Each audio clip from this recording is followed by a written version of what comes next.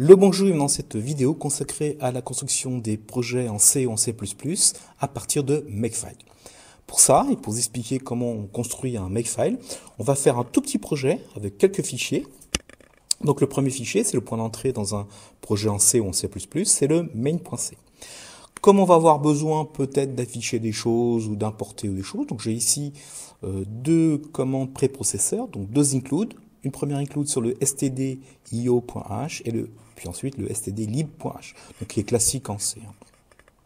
Ensuite, nous allons la fonction principale, la fonction qui va être appelée. Donc là, je lui passe des arguments RGC, RGV. On pourrait éviter parce qu'on ne veut pas lui passer d'arguments. Alors, pour mettre en place la chose, on va d'abord compiler le main.c. D'accord ? Alors, qu'est-ce qu'on va faire ?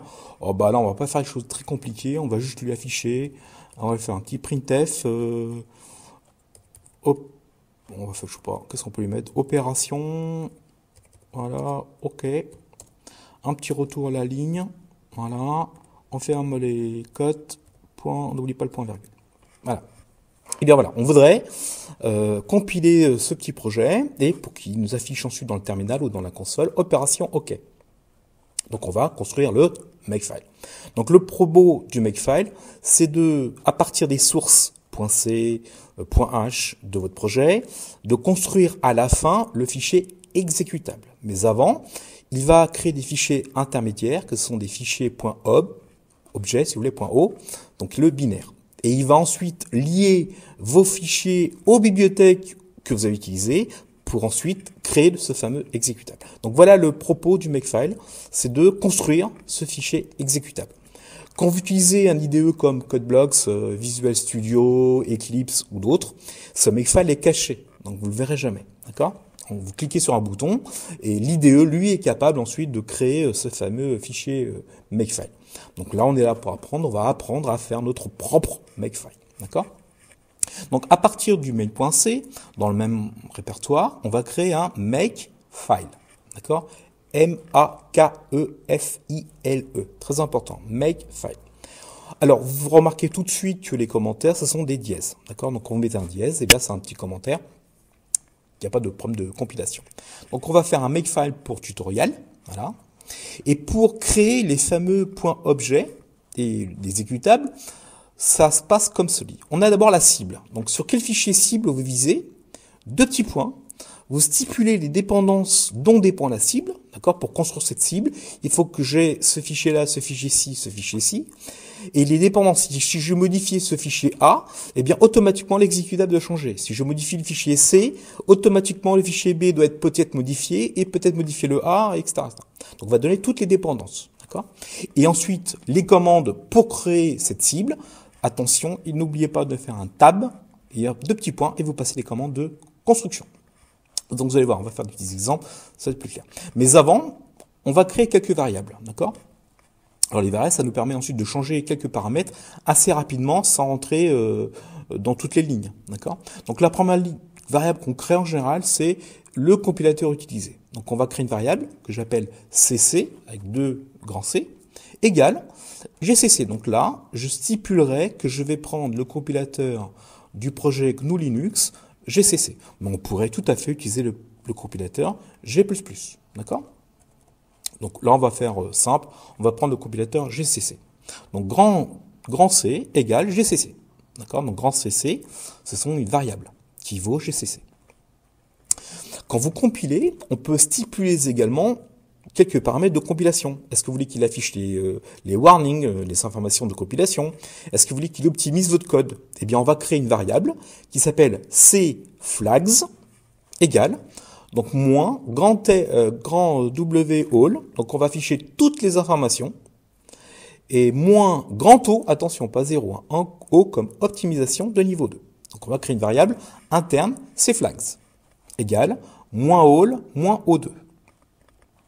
Ici, ce n'est pas le cas, mais quand vous programmez à partir d'un projet qui utilise des bibliothèques externes, comme la SDL par exemple, donc la bibliothèque qui va nous être utile pour faire des jeux vidéo en 2 dimensions, il faut ensuite à un moment donné, récupérez vos sources qui vous sont propres et les sources de votre bibliothèque. D'accord ? Eh bien, il y a l'éditeur de liens. L'éditeur de liens va récupérer tous les points objets de vos projets à vous, les points objets fournis par les bibliothèques, pour ensuite voilà, faire la petite purée qui va bien pour créer votre exécutable.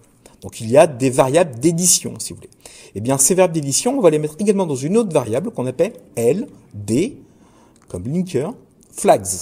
Alors ici, je vous ai mis un petit exemple. Si vous avez besoin d'éditer, de lier la bibliothèque SDL à votre projet, il faudra mettre un -LSDL pour utiliser la bibliothèque SDL basique, enfin, le core, quoi.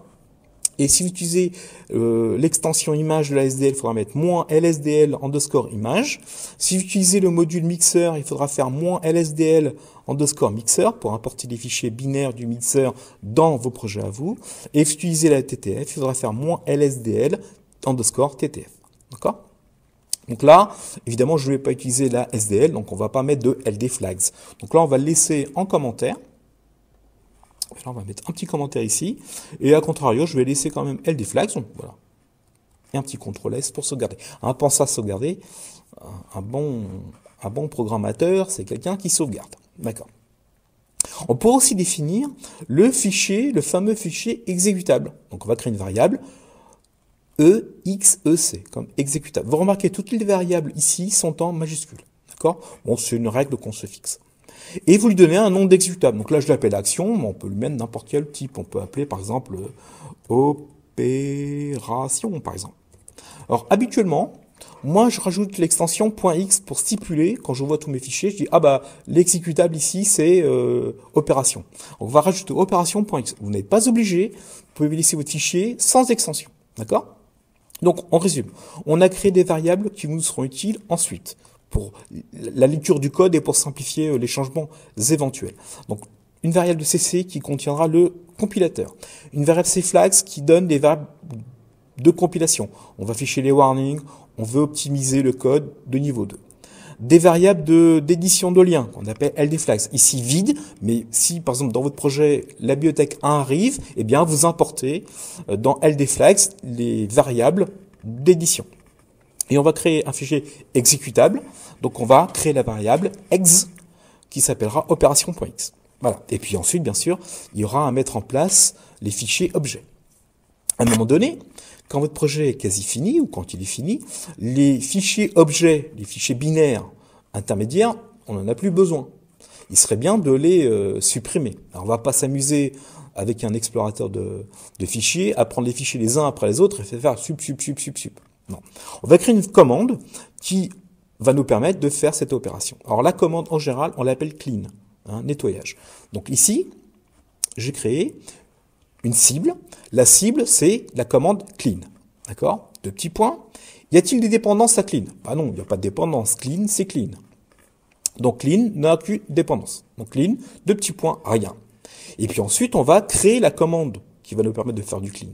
Pour ça, on fait tab, paf, on arrive ici, et on va lui passer une petite commande qui va prendre tous les fichiers de type O, donc les binaires, ou fichiers objets si vous préférez, et supprime-les. Donc là, je suis sous Linux, et Makefile, il est très inspiré par rapport au monde Linux, et ben on lui dit rm, comme remove, -rf, de façon récursive, en forçant gronk, ne me demande pas à chaque fois s'il faut le supprimer ou pas, donc il va supprimer remove de façon récursive, donc tous les fichiers qui sont dans le répertoire, en forçant la main, d'accord, de tous les fichiers .o. Donc étoile.o, donc il va prendre tous les .o de votre répertoire et il va les supprimer. Mais il va pas supprimer les .c et les .h, évidemment. Et il va pas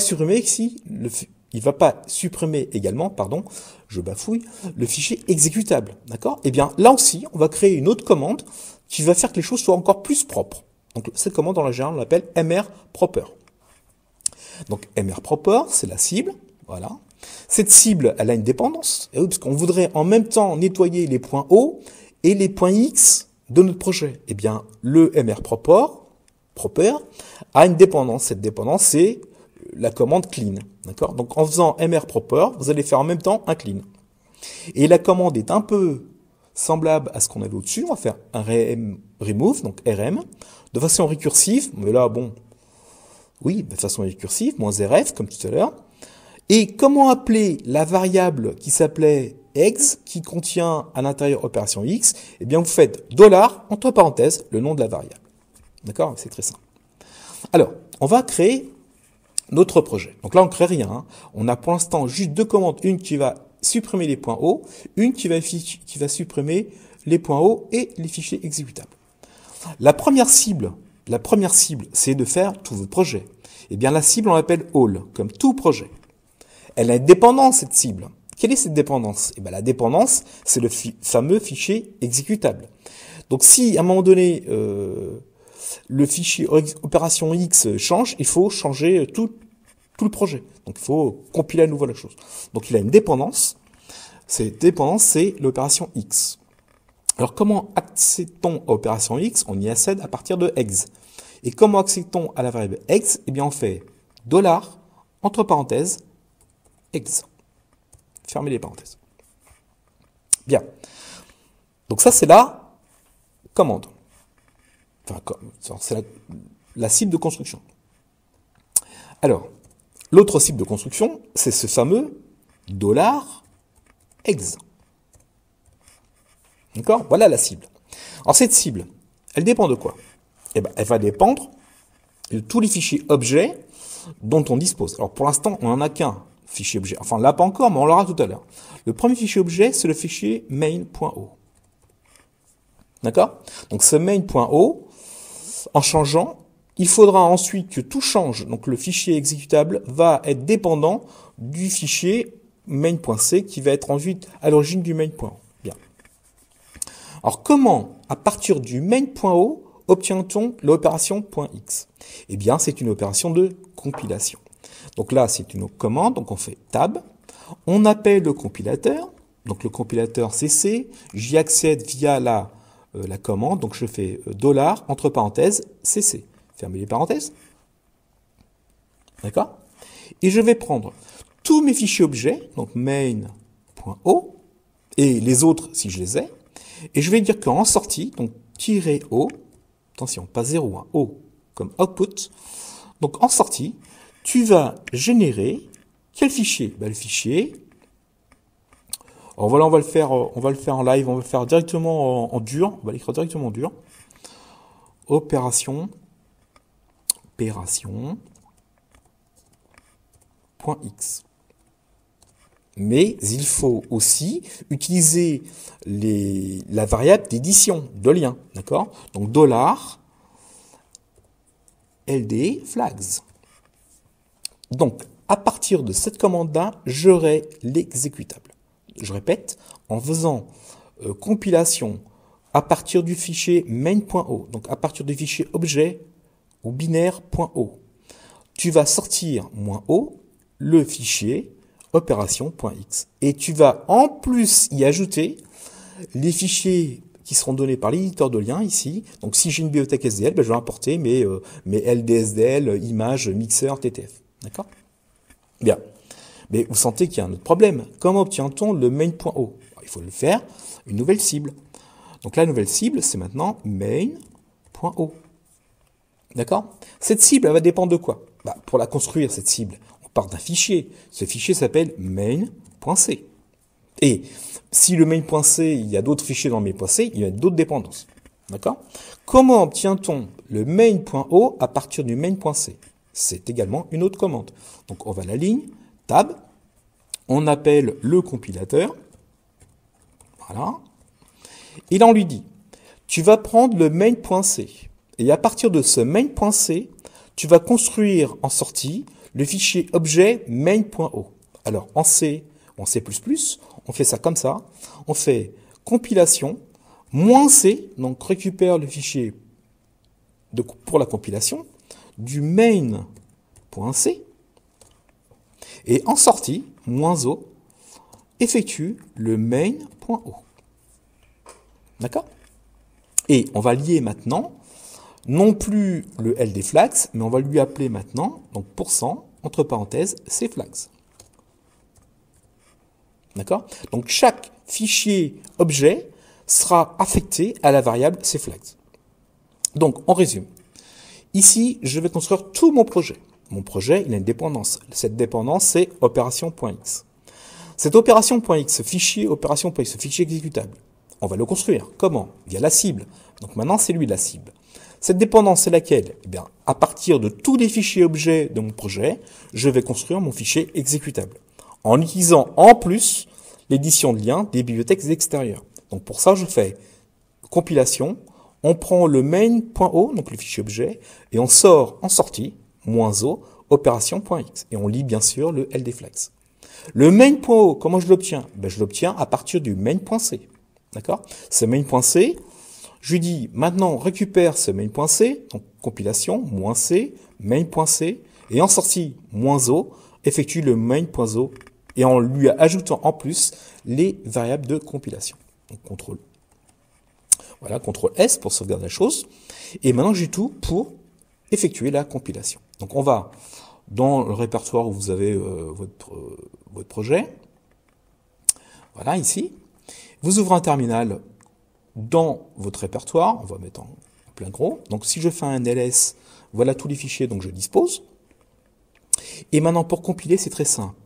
Vous faites un make, tout simplement. Alors, soit un make, soit un make all. On fait un make.